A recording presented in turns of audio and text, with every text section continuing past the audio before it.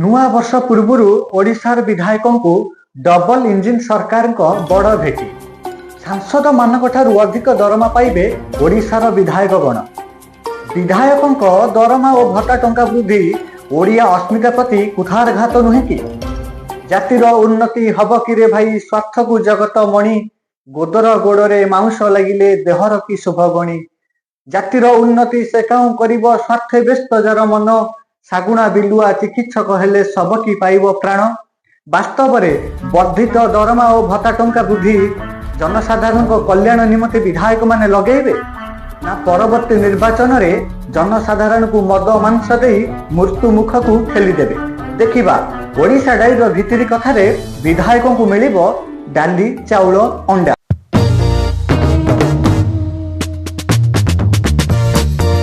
Hi hello छाड़ू, जय जगन्नाथ कहतु। जय जगन्नाथ समस्त को नमस्कार। ओडिशा डायरी भितरी कथा को स्वागत करुछि मु विद्यारंजन। दर्शक बंधु, 2025 वर्षटी आम समस्त विदाय नबाकू आ किछि दिनर बाकी रही। 2026 नववर्षटी आम समस्त निकटरे उपनीत हेबाकू जाउछि। 2025 वर्षटी कहा पई केमिति कटि थाउ ना कहिकि, कहा पई दुखर वर्ष होइथिबो, कहा पई अत्यंत सुखर वर्ष होइथिबो, किंतु ओडिशार विधायक मानक पई 2025 वर्षटी अविस्मरणीय होई रहिबो। अत्यंत सुख एवं आनंदर वर्ष हेउची 2025 वर्षटी। काहेकि ना ज्योतिष शास्त्र अनुसार आमर 9 गोटी ग्रह और ओडिशार डबल इंजिन सरकार को कृपा नयन कृपा दृष्टि ओडिशार विधायक मानक उपरे पड़ी। ए वर्ष नवेम्बर जाए ओडिशार विधायक मानक मासिक प्राप्य 1,11,000 टंका थिला। चलित विधानसभा शीत अधिवेशन में गृहीत होइथिबा संशोधन बिल अनुसार विधायक मानक मासिक प्राप्य 3,45,000 को वृद्धि करा जायछि। चाहिथिले 1 गुण वृद्धि करा जाय पारिथांता। जेहेतु ओडिशा रे डबल इंजिन सरकार अछि, आ जदि 1 गुण वृद्धि करा जाउछि, अन्य को इंजिन मन दुख करिवो, अभिमान करिवो। सेही अनुसार 2 गुण वृद्धि करा जायथिले भल होइथांता, किंतु 3 गुण विधायक मानक मासिक प्राप्य वृद्धि करा गला। ताहार मध्य कारण रहिछि। जेहेतु आमे सबुथिरे प्रथम स्थान अधिकार करिछु, आमे दादन रे प्रथम स्थान रे अछु, आमे मानव चालन रे प्रथम स्थान रे अछु, आमे नारी निर्यातन रे यथेष्ट आगे रहिछु, आमे साइबर क्राइम रे 1 नंबर रे अछु, आमे गंजेई चालन रे प्रथम स्थान रे अछु। सेही अनुसार अन्य राज्यर विधायक मानक तुलन रे आम राज्यर विधायक मानक मासिक प्राप्य जदि बढ़ी प्रथम स्थान रे पहुंचीबनी, ताहले ओडिया अस्मिता प्रति ए आखिटार हबनी कि? तेणु करी विधायक मानकर दरमा 3 गुणा वृद्धि करागला। वृद्धि करागला परे अनेक विधायक माने गणमाध्यम आगे निज निजर मंतव्य दैछंती। केही केही विधायक क्वचित दरमा वृद्धि घटिछि कही अभिमान करिथिबा बेले, अन्य केही केही विधायक निजर दुख और असहाय बोध को परिप्रकाश करिछंती। किंतु विधायक माने देखि पारिलेनी तांकरी दुख को। जेउ लोकटी शीत काकर रे खोला आकाश तले गोटे दरी साहाय्य रात्रि यापन करुछि, विधायक माने देखि पारिलेनी तांकरी दुख को। जेउ लोकटी निज परिवार रो गुजरान मेंटेइबाकू जाई निजर भिटा माटी को छाड़ी दादन खटिबाकू जाउछि। एठी विद्यालय रे शिक्षक मानकर अभाव, डाक्तरखाना रे डाक्टर पदवी खाली, महाविद्यालय विश्वविद्यालय रे अध्यापक मानकर घोर अभाव। किंतु एही समय रे विधायक मानकर मासिक प्राप्य 3 गुणा को वृद्धि करागला। ठीक अच्छी, समस्तंकर दुख अच्छी, आम विधायक मानकर मध्य दुख अच्छी। तेणु करी तांकर दरमा भत्ता 3 गुणा को वृद्धि करागला। एथिले किन्तु मालमाल असंगति देखा देछि, मालमाल विलक्षण देखा देछि। काहेकि ना आम ओडिशार विधायक आम देशर प्रधानमंत्री को ठारू अधिक मासिक प्राप्य पाइबे। ओडिशार विधायक माने केंद्रीय मंत्री सांसद मानक ठारू अधिक दरमा और भत्ता पाइबे। 7टी निर्वाचन मंडल को नहीं गोटे संसदीय क्षेत्र, से संसदीय क्षेत्र सांसदटी निर्वाचन मंडल स्तरीय भत्ता 87,000 टंका पाउथिबा बेले आम ओडिशार विधायक गोटे निर्वाचन मंडल को नहीं निर्वाचन मंडल स्तरीय भत्ता 75,000 टंका पाइबो। यह विलक्षण नुहे तो आ कौन होई पारे? एठी विधायक मानकर मोबाइल बिल मासिक 15,000 टंका। आउ एक विशेष कथा हैला, जेउठी आम भारतर यशस्वी प्रधानमंत्री आम सूर्य घर योजना को सफल करिया पई दिन राति एक कर ସେହି ସମୟରେ ଓଡ଼ିଶାର ବିଧାୟକ ମାନେ ମାସିକ ବିଜୁଳି ବିଲ୍ ବାବଦକୁ 20,000 ଟଙ୍କା ଭତ୍ତା ପାଇବେ। ଏହା ଆମ ସୂର୍ଯ୍ୟଘର ଯୋଜନା ପ୍ରତି ଆଖିଠାର ନୁହେଁ। ବିଧାୟକଙ୍କର ଦରମା ଓ ଭତ୍ତା ଟଙ୍କା ବୃଦ୍ଧି ଓଡ଼ିଆ ଅସ୍ମିତା ପ୍ରତି କୁଠାରଘାତ ନୁହେଁ କି?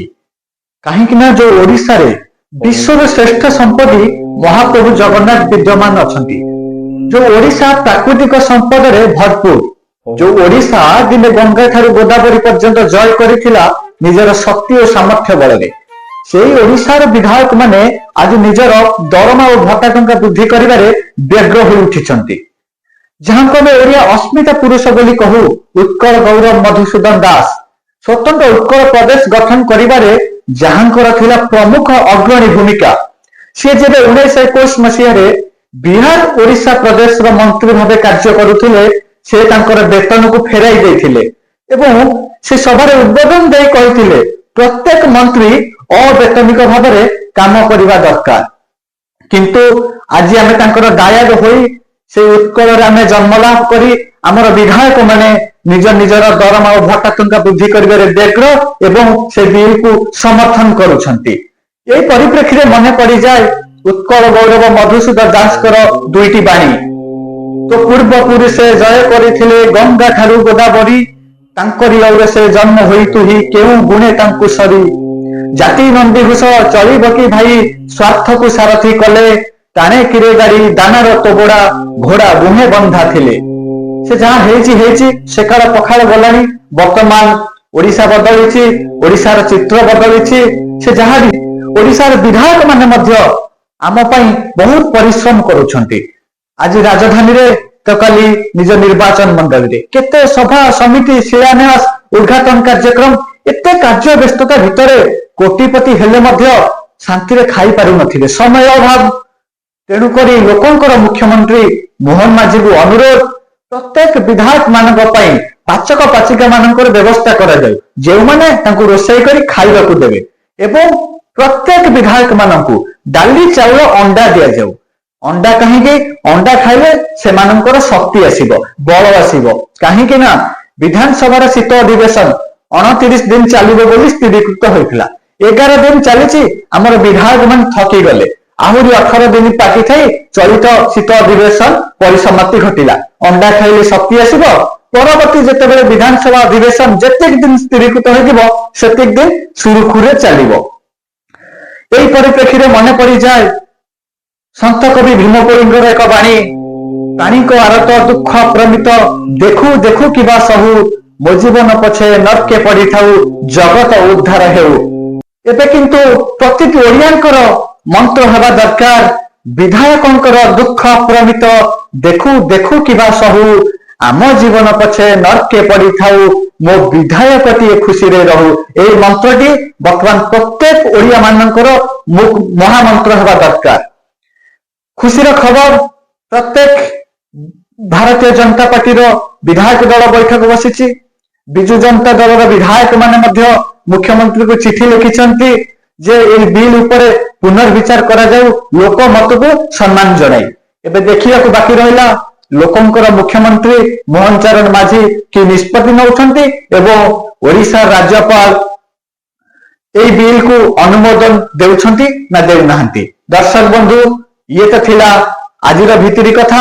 ପୁଣି ଥରେ ଦେଖା ହେବା ଅନ୍ୟ ଏକ ବିଷୟବସ୍ତୁର ଅନ୍ଦର ମହଲର କଥାକୁ ନେଇ, ଅନ୍ୟ ଏକ ବିଷୟବସ୍ତୁର ଭିତିରି କଥାକୁ ନେଇ। ସେତେବେଳେ ପର୍ଯ୍ୟନ୍ତ ମତେ ବିଦାୟ ଦିଅନ୍ତୁ। ଆଉ ହଁ, ଆଜି ପାଇଁ ଏତିକି, ଦେଖା ହେବା କାଲିକି। ରହିଲି, ନମସ୍ତେ, ଭଲରେ ଥାନ୍ତୁ ସମସ୍ତେ। ଜୟ ଜଗନ୍ନାଥ।